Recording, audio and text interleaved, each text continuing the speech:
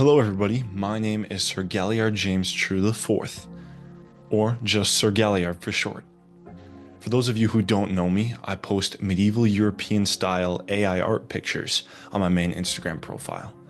And I've been posting for almost a full year, which is absolutely crazy. I really can't believe it. It's been such a fun ride. I went from 0 followers to 245,000.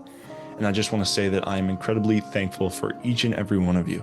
Recently, however, in the last couple of months, I've had this deep gut feeling that something needed to change. I still enjoy posting daily, and I'm going to continue, but like I said, I had a feeling that something needed to change and I needed a fresh new adventure. So I decided to start Galliard Interviews, where I'm going to be interviewing all sorts of artists, getting their stories and sharing them with the world. I'm very excited to be doing this. However, I overlooked two major things. Number one, I suck at interviewing, and number two, I suck at video editing. So combine those two things together, and it begs the question, why on earth am I doing this? I've been asking myself that question quite a lot too, and I've come up with two answers. Number one is I enjoy meeting new people and hearing new stories, and the second is, quite simply, I enjoy the challenge. So, fair warning, my videos aren't super great. Yet. It's going to take a long time before my stuff actually turns out pretty decent. Interviewing, video editing, all of that. But that's all right. I don't mind. I am really excited to start something new. And if I make 100 videos, I'm guessing my 100th video, I'll have learned 100 things and my videos will look totally different. We'll see where God takes me. If you could just ignore the fact that I say that's absolutely awesome about 6 times in 15 minutes, that'd be great. To be honest, it's pretty impressive, so feel free to be impressed. And then also, I'm kind of like looking down into the side because I had like a weird laptop setup. And it was my first time ever recording a video like that before. So don't worry, I will improve. I'm also going to be trying out different softwares. I would also like to thank NATO Northeast for providing the soundtrack for today's video. I'm super hyped to be partnering with him. I just listened to his new album. I added it to my playlist. It's super great. So I was very, very pleased to have him partner with me on this video. So without further ado, I hope you enjoy my very first episode of Galliard Interviews. Let's do it. Alrighty. Okay, 3, 2, 1. Let's give this a shot. All right. Hello, everybody, and welcome to the first episode of Galliard Interviews. I've never done anything quite like this before. I'm really excited to get started. Completely different from what I normally do in my normal style of posting, but this is going to be really fun. To promote my new channel and my new Instagram, I'm going to be doing a giveaway for about, I think it'll be open for about a week. All you got to do is follow my new account and drop a comment. That'll be it. I'll sign it and it'll be super fun. For my first interview, I am very, very proud to have Mitch Lawrence on the interview with me today. I absolutely love the stuff that you put out, Mitch. I've been following you for a little bit. I always learn something new when you post about armor, about like tunics, about weapons, about how they used to do stuff, about catapults. I saw one where you had where you put a rock in a trebuchet. It was like the coolest thing ever. Mitch, if you want to just give us just a quick kind of summary of like what you do, how you got into what you're doing, that'd be great. Yeah, so I'm Mitch, or on Instagram, I'm Mitch of the Fears. I kind of got into reenactment, living history about 16 years ago. I started when I was 14, and I've been doing it ever since. I've been going through different periods. If anyone that sees my Instagram, I pretty much do like Anglo-Saxon, like late medieval. I do other periods outside of Instagram as well. Like I started in World War II, done War of Independence. Like I've done a huge range of stuff, and kind of only decided to start putting it on Instagram because of the pandemic. Thought, why not start putting it on there and seeing what happens. Really, there's kind of no real goal. I ended up treating it as a portfolio for my kit. I spent quite a lot of time researching and putting together, but yeah, that's how I kind of got into it. And then here I am 16 years later, still going. A little bit more money to buy stuff than when I was 14 years old, which is quite good. But yeah, that's me pretty much in a nutshell. If you didn't guess from my accent, I'm from the UK, from England. That's absolutely awesome. So just a quick question, like what kind of equipment do you have? I know that's something people always want to know, is like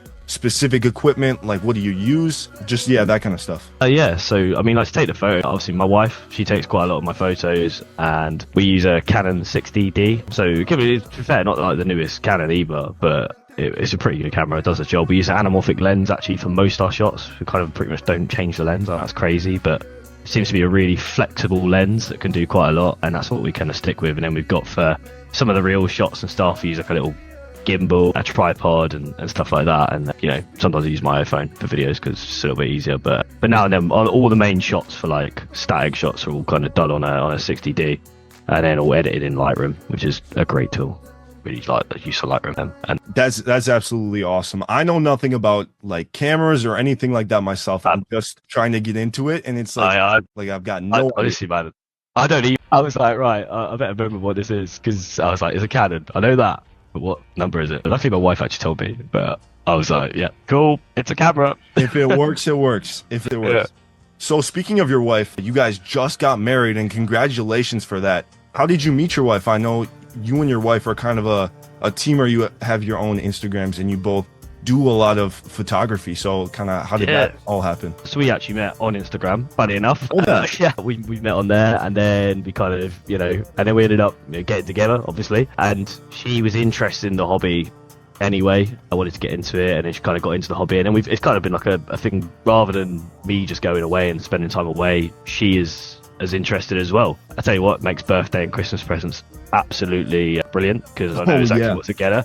Literally this year I got her a writing desk so she can do some calligraphy and some medieval writing and stuff like that, because that was something she wants to get into. And one year I got like a Anglo-Saxon lyre, so it was almost, you know, it's things I want to see as well, so it's quite handy that she wants them too. But yeah, so she kind of was into the same period as I was, really wanted to kind of branch out, and sometimes I'm trying to play catch up with me. I wanted to do Iron Age, she was like, okay, I'm coming on for the ride. And just recently she got into early 15th century, like a 1415 kind of period, and I was like, well, that's where I'm going. I've got to get the kit for that as well. So it's quite a kind of fun, like we both explore our passions in history together, and we get to go and experience it together. So like you said, you saw a video of me in a trebuchet, and that's actually in Denmark. That's in a place called the Middelalder Center in Nykøbing, just south of Copenhagen. And I shot that trebuchet every day for 10 days. No way, like you actually shot it? Yeah, actually shot it, genuinely. So I'm not even joking.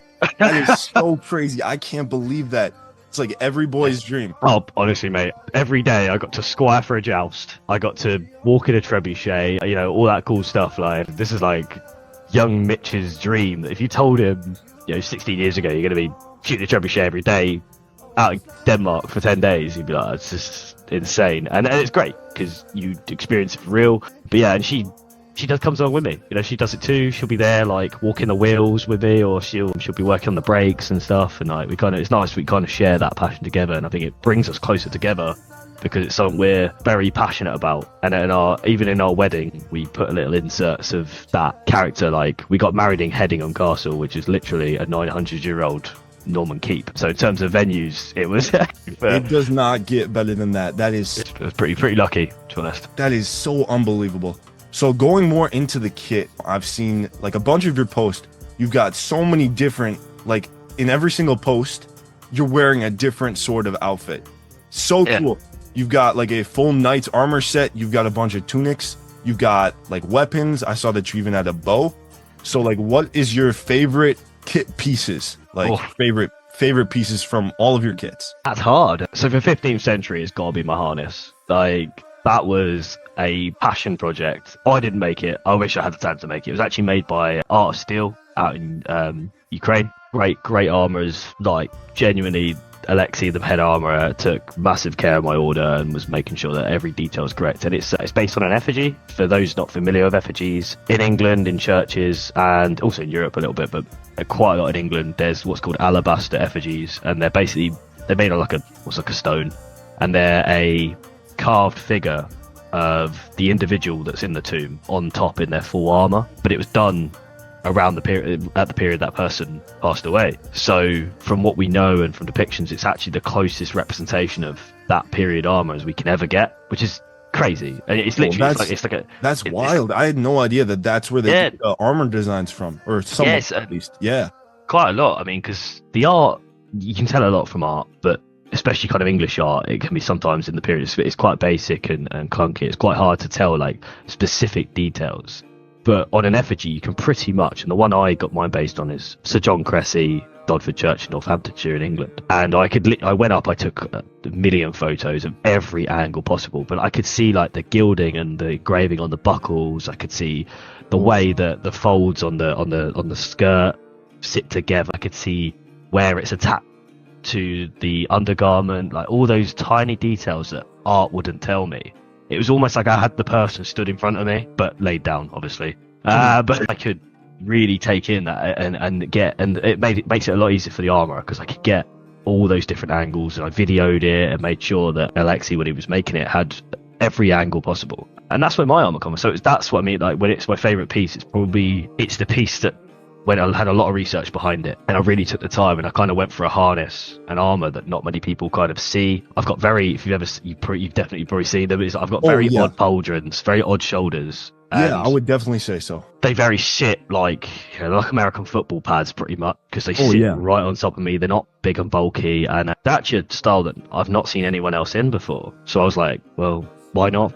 Let's get them. That entire harness head to toe is from an individual that actually had that harness. I've copied it directly from the period, from 1445. Another bit would be, so that's late medieval, we'll go with that way. For Anglo-Saxon, I've got two probably. One is my crown. That I have seen your crown. I have seen that. That is so cool. So that was a present from my wife, who knew I like doing Harold Godwinson, because it's a bit underrepresented in history. Normally is a guy that got an arrow to the face, and that's pretty much it. That's where they draw the line at. So I tried to flesh him out as an individual after once getting told I looked like him, but then that kind of just meant, do you know what?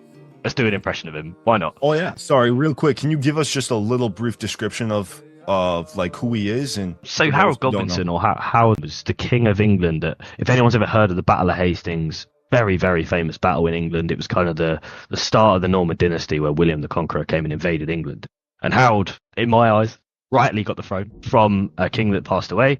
And then he saw off an invasion in the north by Harald Hardrada and the kind of Scandinavians, or the Vikings, if you want to put it that way, and then marched his army nearly 400 miles south to go and fight off another invasion, which unfortunately he then lost. And that's when William the Conqueror took the throne. But Harold was a career soldier almost. He fought in Wales, he fought all across England. He was, very, very driven and very high-ranking noble in England, and eventually, unfortunately, perished at the Battle of Hastings. But we're not quite sure how. But he's kind of, unfortunately, he's a man that's, the only thing that they talk about him is when he died, and they don't. And they think some people talk about him as a usurper. It's a very interesting character. I mean, it's kind of like a Richard III, if you know about Richard III, but in an Anglo-Saxon period, and it's right at the end of the Anglo-Saxon period as well. So I thought I'd just kind of flesh him out and bring him to life for people. And the crown, I think, does that really well, oddly, because it's a status item. I mean, there's only one person that's knocking around with a crown like that in the country, and it's a pretty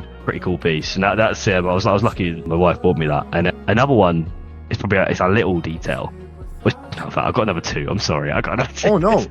I keep thinking all that you got. You got like 100 pieces. Oh, it's hard to pick from it, honestly, because I just keep buying. If you ever see it, I've got a disc brooch. It's quite large, and it's an Anglo-Saxon disc brooch. It's based on the Strickland brooch, which is an Anglo-Saxon brooch in England that was found. It's in silver, and I had, again, oddly, my wife, she was one to buy me, had it made for me as a replica of that brooch, and it's quite a big circular brooch, and they're really cool because they're a really nice, recognisable status item that when you see them on a cloak, they just pop, and they're really cool. And then my sword, the Anglo-Saxon. Now I love my sword. So that's more like a 10% late kind of 10th century sword, but it's inlaid in silver. It's got a little bit of 24 karat gold in there in the crossguard. It was based on a find from the River Thames in England, and that was made by Heron Armories. But that was a project I love. He was like, what kind of sword do you want? I was like, well, I want kind of a high status sword. And he's like, right. And we just really went in depth on the designs, and all the engraving is based on original engraving and stuff like that. So it was fun not to just go, I just want this one off your catalogue or something like that. It was fun to actually find something that existed and some designs that existed, and then have a play with that and create something that's quite special. And I always weep a little tear when I'm fighting with that sword and someone kind of a heavy weight that hits the handle. I kind of shed a tear as I know that. But yeah, I think they're some of my favourite pieces. I mean, I could go on forever, but they're just a few like little pullouts there that I definitely love. That's so cool, and especially with your armor and sword, like knowing that they're from, because both of those are extremely unique. Like I took a look at like some other people's armor, and there's like a basic catalog that they follow. Yeah. And yours was very, very unique, so I thought that was awesome. Yeah, like I had a lot of advisory from Toby Catwell, who's an armor specialist, and he kind of guided me that way. And now it's nice if he saw he could look at my harness and go, I know exactly whose armor that is straight away. Now, I mean, that's kind of cool. Like you said, it's rooted into an individual, into that period. Like at least no one can walk up to me and tell me that's wrong, because it's, at least I know, and to the sources we've got available to us, is I've tried to go as close to the source as I possibly can, and I fight in it. It's not like it sits on a mantelpiece and rusts away. I genuinely actually fight in it, and I get to feel what it's like to get beaten up in it, and also feel what it's like to actually work in that armor. It's not just a showpiece for me. It's genuinely a bit of protection that I utilize and have a fight in. That's like the coolest thing in the world. Speaking of actually being able to wear and fight in your armor, I heard that you were in a LOTOR fan film, a Lord of the Rings fan film. True? And when are we going to be able to see it? This is true, actually. So, as I think many medievalists, we're huge Lord of the Rings fans. I've loved Lord of the Rings forever, as long as I can remember. A friend of ours, Patrick, said, I'm making this Lord of the Rings fan film. Like, it's going to be... I'm looking at bringing it out. He's an amazing editor, and he can do some great stuff with CGI as well. And then we were like, well, sign me up. I'll come and do this fan film. And for the last couple of years, we've kind of been taking part in it. And the first bit is now actually wrapped, and he's kind of finishing off and getting everything ready. But he's going to be releasing it on YouTube as kind of he's supposed to about roughly about 40 minutes to an hour feature on YouTube that people will be able to watch on there. So I'm going to absolutely share the life out of it when it comes on to YouTube or when it's released. But he's just kind of, hopefully he's kind of collating all the footage now. He's been getting the last bits of footage that he needed to start up any holes and stuff. But yeah, we ended up in that, myself and Jess. We both ended up as characters. Oh, that's awesome. So we got a speaking part. I'm a guy which is a Thane, so I get to run around with a sword and shield and live my best Lord of the Rings dreams, killing orcs, which who wouldn't want to get to do that? Come on, that's like the best thing on the planet. Like, it does not get better than that, especially for Lord of the Rings fans. I know, right? Finally made it. Oh yeah. And for that, do you get to use like your own gear, or do you have to like have a specific costume? Like, yeah, not allowed to say it. That's why I used my own. I used some of my own, and that was purely because it's very low budget. It's like rely on quite a lot of like voluntary stuff, getting it off the ground and that. And like I was happy to use my own gear. I mean, the kind of thing that I ended up getting was a shield, which actually can be seen in my not my last post, the post before the last, with the flames and that in the background. You can see the shield I use in the film. But yeah, other than that, it was all my own gear, because it was kind of like they were like, that's kind of the image we're looking for. So it worked out perfectly, really. It means I got to wear clothes that fit me, and I know I can fight it. Just quite. Oh yeah. And then just one last thing to touch on. I know that you have like visited, especially being in Europe, you can visit all these amazing castles and stuff. So just what's a quick summary of just the adventures that you've gone on? You've been to a bunch of castles, and then are there any places that you're hoping to see soon? So yeah, we've done quite a tour. That year before last, we went to Italy. We've gone to like Rome, Naples, Florence, Bologna, hit all the medieval and kind of ancient sites are there. And as history buffs, it's kind of like amazing. We did that by train. We literally flew into Naples, took a train all the way from lots more to see, but they were some really good sites. We've been to France, across to Mont Saint Michel, which is a really famous kind of monastery. It sits out, if anyone's ever seen it, sits out in the sea. It's basically, if you can't picture it, just think of Minas Tirith, but like smaller and at sea. And that's pretty much what it looks like to me. When you're driving up to it, it's like flatlands, and you kind of just see it like poking up against the horizon. And when I first took Jess there for her birthday, I was like, honestly, it's going to be amazing. And we're driving up to it in my car, and she just saw it rise out of the horizon, and she was like, this is amazing. So that's an amazing place and stuff like that. And in England, we're just bountiful of castles. There's pretty much not many places you can go where there's not one. So yeah, like quite a few, like Warwick Castle, even some of the big well-known ones. And in Wales, you've got like you've got Corfe Castle in Dorset, towards where my wife's actually from, and then because like I said in Wales you got loads of castles. So there's just tons and tons. We're kind of always seeking out these places because we're just, you know, why not? We really enjoy them. But we're looking, and we're actually in Budapest last Christmas, not this Christmas, but last Christmas. We went to some of the historic sites there and saw some of the 11th century artifacts they have there, which is really cool. But this year we want to try and go to Bruges and Ghent, which are two really important Belgian medieval cities, and they've got great museums. Like, we've heard from a few of my friends of ours that have been there, they're like, look, the museums are amazing, go and see them, they're great, and they're definitely worth a visit. So we're going to go and feed our medieval passion some more in these museums and get more inspiration, because that's another thing we take from these, is as well as kind of getting to experience the history and taking it in, we kind of get quite a lot of inspiration for stuff. I don't know if you've seen, so mainly Jess, she's the brains behind it all, I'm just kind of there, is Living Medieval, which is a medieval magazine we run. That's awesome. It's free. It's free as well. It's free online, and she works tirelessly getting content out and producing a magazine for that and stuff like that, and that's pretty much free for like anyone that wants to go read it. And it's full of living history segments and medieval information and little art, little bits in there. So that's we also get a bit of inspiration going away for that, which is useful, and also for kit, because we see a piece of artwork out there and we're like, oh, that looks great, I want that. I want that piece. Let's get it made. So quite a lot of places, and we're always kind of going away. Like, every year is kind of a bit of an adventure. Like, I have a big 15th century event in Germany this year in September time, and I'm pretty much taking an English contingent out there, and we're fighting we're fighting with some Europeans, and there's going to be like 30 cavalry, and there's a castle we siege, and you know, it's pretty mad. So there'll be some photographs and all sorts coming up from that one. But I'm looking forward to that one. That's going to be a pretty good test of my harness and my cardio. That sounds so amazing. Like, every boy's dream is to hop on throw on a. How heavy is your suit, by the way? Like, how much does it weigh? I think if I probably weighed it all in together, I'm probably looking about 15-20 kilos, maybe. That. Yeah, I'm not sure that is in pounds, but I don't remember either. But I'll get the conversions later. Yeah. Anyways,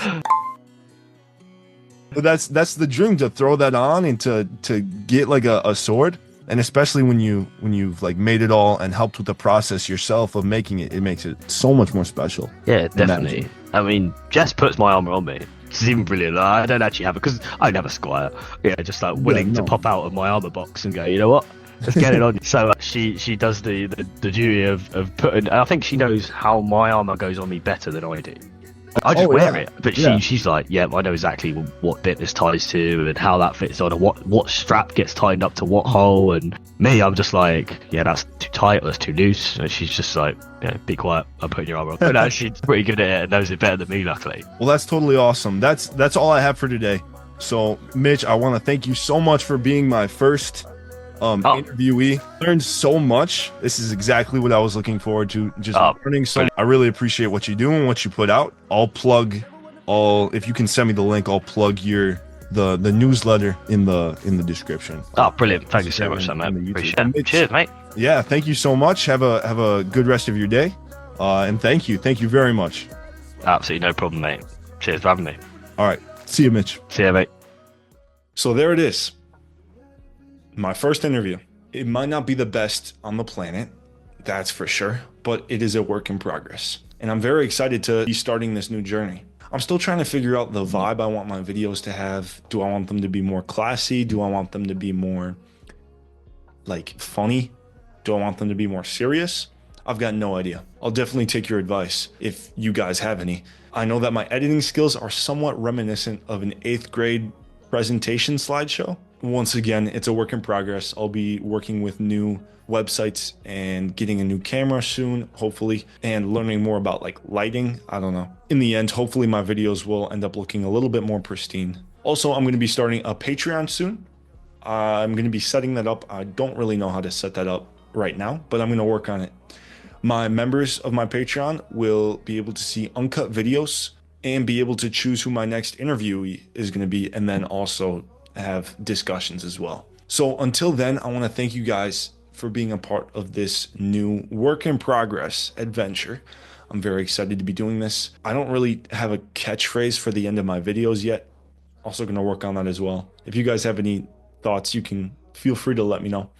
Until then, God's blessings to all you knights and ladies of the land, and I will see you in my next episode.